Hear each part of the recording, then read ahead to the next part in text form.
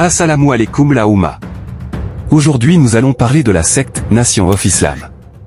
Mais avant toute chose, abonnez-vous pour supporter la chaîne, et aussi pour ne pas rater aucune de nos prochaines vidéos. Commençons.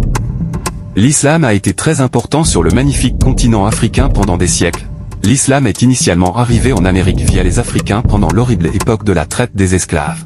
Un homme nommé Noble Djouali a lié les enseignements de l'islam au nationalisme noir en 1913. Le 4 juillet 1930, suite aux enseignements de Djou, The Nation of Islam a été fondée par Wallace Mohamed Fard.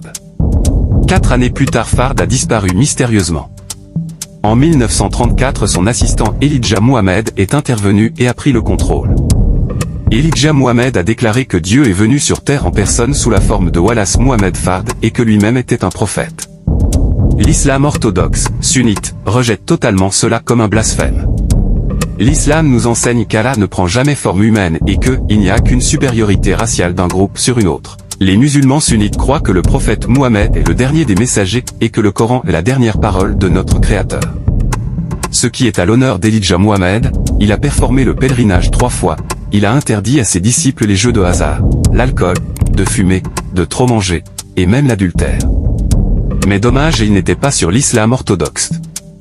Le fils d'Elijah Muhammad, Warid Din Mohammed, a assuré la direction de la Nation of Islam à son décès en 1975. Warid, qui avait été profondément influencé par Malcolm X et l'islam orthodoxe sunni, a rapidement initié une transformation de la nation. Il a changé le nom et la théorie de la supériorité raciale, tout en rejetant la croyance soi-disant qu'Allah a pris une forme humaine. Astaghfirullah. Il a adopté l'islam sunnite. La majorité des anciens membres l'ont suivi et il était un leader vraiment respecté. Il a également inversé la règle soit interdisant aux blancs de rejoindre le mouvement. En 1977, Louis Farrakhan a rejeté le leadership de Warid et a rétabli une Nation of Islam sur le modèle original de l'époque d'Elijah Muhammad.